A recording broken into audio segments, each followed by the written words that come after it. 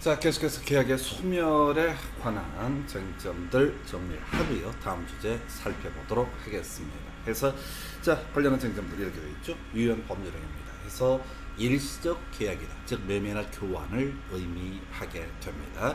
자, 이때 이 매매나 교환에 있어서 이 계약의 당사자 일정한 채무가 발생하게 될 것인데, 이 사람이 쌍무계약이니까 양 당사자 일정한 채무가 발생을 하게 되는 거죠.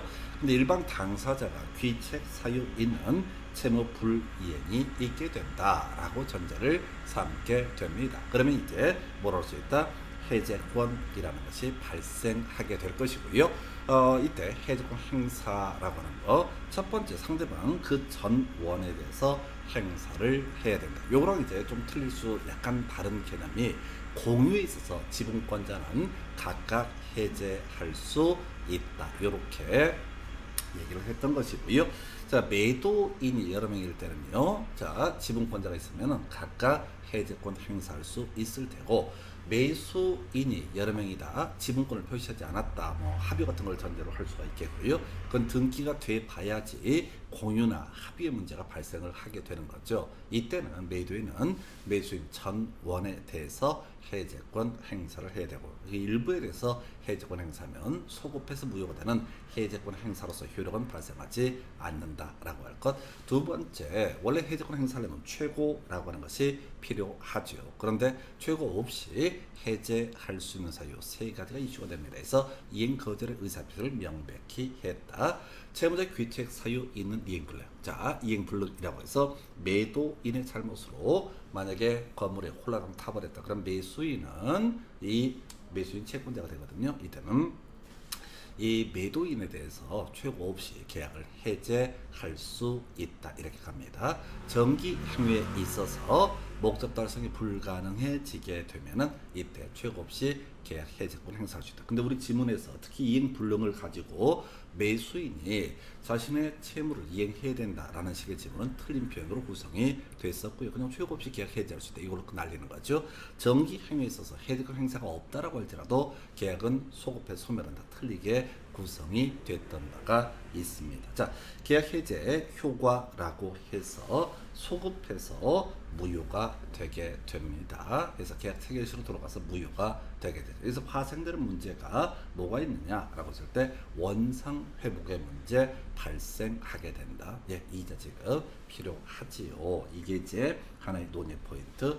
이거는 별개의 문제로 해제권 행사한 사람은 자신의 손해가 있게 되면 손해배상을 청구할 수 있다. 자, 우리가 취소에 있어서도 소급해서 무효가 되지만은 취소권자에 대해서는 손해배상 청구를 할 수가 없다라고 설명을 드린 바가 있습니다. 그래서 여기서 이제 파생하는 문제가 뭐가 있냐면은, 갑이라는 사람이 X 부동산에 대해서 을과 매매 계약을 체결하고 이 사람이 착오에 따라서 의사 표시를 했다고 한다면, 갑은 을에 대해서 취소권을 행사해서 소급해서 무효로 만들 수가 있고, 갑은 자 의사 표시 취소를 했다고 해서 손해배상 책임을 지지 않는다라고 이렇게 전제를 삼습니다. 그런데 을이라는 사람이 갑이 착오해서 의사 표시를 한 건 별개의 문제로, 취소권 행사하기 전에 이 사람이 해제권을 행사를 하게 되면은 을은 갑에 대해서 손해배상이라고 하는 것을 청구할 수 있게 되죠. 근데 이 갑이라는 사람이 이미 소급해서 무효가 됐음에도 불구하고 손해배상 책임에서 벗어나기 위해서 취소권을 행사를 하게 되면 더 이상 어떻다? 손해배상을 청구할 수 없다. 그래서 취소에 착오에 따른 의사표시 취소할 때 유이해라고 하는 거, 유발, 이용, 그 다음에 해제라는 표현 들어가면 어떻다? 착오를 이유로 의사표시를 취소할 수 있다. 이렇게 그림을 잡아가게 됩니다. 자, 보호받는 제3자 외우셔야 되죠. 그래서 자, 가등압대라고 하는 거, 해제권 행사하기 전에 완전한 권리를 취득한 사람, 거기는 가등기를 마친 자, 그 다음에 이전 등기를 마친 자, 가압류 집행한 자, 가처분 아니라고 했습니다. 가압류 집행한 자, 채권 압류 아니라고 했어요. 가압류 집행한 자라고 하는 거. 그럼 대항력을 갖춘 임차인이라는 사람, 이런 사람 보호받는 제3자의 범죄에 해당된다. 그 다음에 24회 때 나왔던 것이 해제권 행사 후에 새로운 법률 관계를 맺은 사람, 이 사람은 어떤 경우에 보호를 받게 될 것이냐라고 했을 때 첫 번째 선의여야 되고요. 제일 어려운 게 바로 양립되지 아니한 법률 관계를 맺어야 됩니다. 두 가지 요건을 모두 충족하면 해제 후에도 이 사람은 보호받는 제3자의 범죄에 해당이 되게 된다. 자, 한편 이걸 우리가 이름하여 채무 불이행에 따른 계약 해제를 가리켜서 법정 해제권이라고 부르게 됩니다. 그거는 별개의 문제로 합의 해제라고 하는 거, 계약이 완성이 된 상태에서 뭐라고 수 있다? 합의 해제라고 하는 것을 할 수가 있다. 이렇게 논의의 전제를 삼게 됩니다. 그래서 원래 이제 해제에 있어서는 원상 회복의 문제, 즉 이자 지급의 문제와 손해배상 청구의 문제가 발생하게 될 것인데, 합의 해제에 있어서는 이자 지급하지 않고 손해배상 청구의 문제가 발생하지 않는다. 대신 제3자 보호 조항은 그대로 합의 해제에 있어서도 적용되게 된다라고 하는 거, 이게 소위 계약의 소멸 관련해서 해제 관련한 주요한 이슈가 되게 됩니다. 그래서 이미 우리가 이제 문제를 통해서 쟁점을 설명드리고 이렇게 요약된 자료를 가지고 살펴보고 있는데 이걸로 충분하잖아. 거의 모든 문제를 풀 수가 있잖아. 이거라도 똑바로 해라 라고 하는 거, 이게 지금 나왔던 문제 전부를 다 풀 수 있다니까. 이렇게 하면 이 간단한 구조를 가지고, 물론 저는 외웠으니 간단하고 여러분은 안 외웠다면 아직은 힘들 수가 있을 겁니다. 그래서 요 그림을 끊임없이 보셔야 돼요. 요 그림을 끊임없이 보셔야 된다라고 할 거예요. 그래서 이게 바로 해제와 합의 해제 관련된 쟁점이 되게 될 테고요. 해지라고 하는 거 바로 임대차와 같은 계속적 계약이다라고 전제를 삼게 됩니다. 그래서 일방 당사자의 귀책 사유 있는 채무 불이행이 있게 되면은 바로 이때 해지권이라는 것이 발생하게 되죠. 자, 그런데 우리 앞에서 민법상 토지 임대차라고 하는 부분에 있어서 임차인의 차임을 2기분 이상 연체하게 되면 해지권이라는 것이 발생되게 된다라고 이렇게 설명을 드렸습니다. 지금 그게 이제 채무 불이행에 따른 계약 해지권이라는 개념이 될 테고, 다시 이런 것도 있죠. 존속 기간을 정하지 아니한 임대차에 있어서 임대인, 임차인 모두 다 해지권 행사할 수 있습니다. 그래서 임대인이 해지권 행사하면 6개월 후에 효력이 발생하게 될 것이고요. 임차인이 해지권 행사하게 되면 1개월 후에 효력이 발생하게 된다. 이게 이제 법률 규정에 따른 해지 사유가 되게 됩니다. 어찌됐든 간에 이런 해지권이라는 것이 발생했을 때 행사하는 방법, 의미 해제와 마찬가지로 어떻다? 상대방이 여럿이다 라고 하면 그 상대방 전원에 대해서 해지권이라는 것을 행사해야 되죠. 그래서 이렇게 해제 의사표시가 상대방에게 도달되게 되면 그 계약은 무효가 되게 됩니다. 자, 그런데 문제 차이점이라고 하는 거, 해제에 있어서는 소급해서 무효의 문제가 발생했던 것이고요. 해지에 있어서는 장래돼서 무효라고 하는 것이 이슈가 되죠. 그래서 장래 몇 개 안 됩니다. 그래서 가장 대표적인 것이 계약의 무권대리라고 하는 부분에서는 소급해서 무효가 될 테고, 무효인 법률의 추인이라고 하는 것은 장래효다, 이렇게 뒤에서 다시 한번 지적질을 해 되게 될 겁니다. 그래서 해지권 행사했으면 그 효력으로서요 바로 장래돼서 무효가 되게 된다. 그럼 이제 나머지 관련 문제로서 이자 지급 문제하고요 손해배상 청구 문제는 같은 맥락으로 볼 수가 있겠다. 제3자 보호는 우리 시험에서 다뤄지지 않고 있습니다. 20년 동안 안 다뤄지니까 굳이 공부할 이유는 없겠지요. 자, 장래에 대해서 무효냐, 소급해서 무효냐, 요 정도가 하나의 논의의 쟁점으로 볼 수 있겠고요.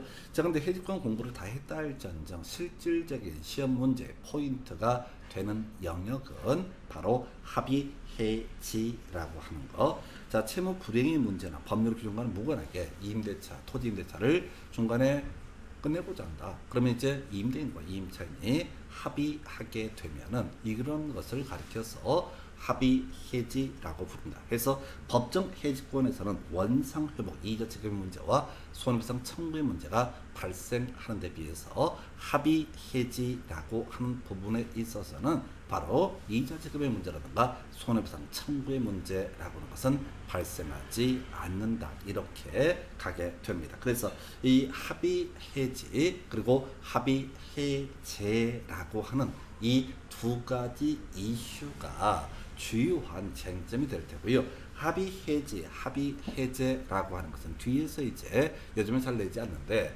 바로 법률 행위라고 하는 것은 한 개 의사 표시로 법적 효력이 발생하는 단독 행위라고 하는 것과 대립하는 두 개의 의사 표시에 따라서 법적 효력이 발생하게 되는 계약 두 가지로 개별을 해 볼 수가 있게 됩니다. 자, 그래서 동철, 상추, 취해, 동의, 철회, 상계, 취인, 취소, 해제, 해지라고 하는 것은 소위 상대방 있는 단독행위라고 해서 이 의사표시가 상대방에게 도달되게 되면 그대로 효력이 발생하게 됩니다. 이에 비해서 계약이라고 하는 것은 청약자와 승낙자라고 하는 양 당사자의 의사의 합치가 있을 때 성립하는 것이 계약이라는 개념이 되게 됩니다. 그래서 합의 해제나 합의 해지라고 하는 것은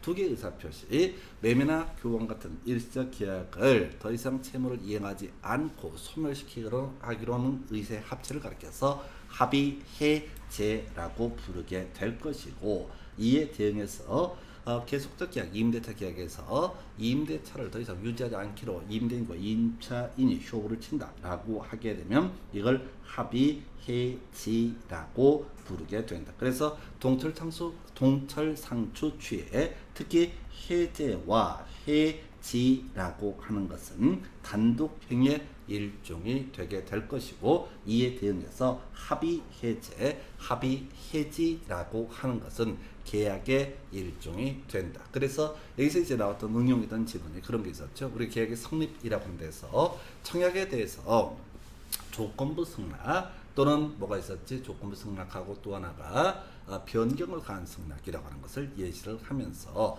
그러면 청약은 효력을 잃게 되고 조건을 가한 승낙 또는 이제 변경을 가한 승낙이라고 하는 것은 새로운 청약으로 본다. 이런 것들도 우리 시험 지문에 구성이 됐던 바가 있습니다. 뭐 이 정도까지예요. 그래서 지금 계약의 소멸이라고 하는 주제, 해제와 해지라는 주제에 대해서 설명을 드렸고요. 중간에 판례들 중에서 약간 이상한 게 한두 개 있어. 그 뒤지게 외우지 마시라. 그래, 뒤지는 수가 있으니까 항상 답이 되는 이슈라도 정확하게 외우려고 해서 노력을 해 주셔야 됩니다. 해서 자, 우리가 공부를 해감에 있어서요, 많이 하고 싶은 마음 그 자체는 누구나 다 자연스러운 거야. 어쩌다 공부 한번 할 때마다 뒤지게 이것도 알고 싶고 저것도 알고 싶고 막 그렇게 해서 공부를 뒤지게 하게 되면 뒤지는 수가 있다는 거. 자, 결국은 이 간단할 수도 있는 이 영역 시험 문제 겁나 많이 나오잖아요. 이 정도는 줄줄줄 꿰셔야 된다. 1년에 거의 2문제까지 구성이 될 수도 있는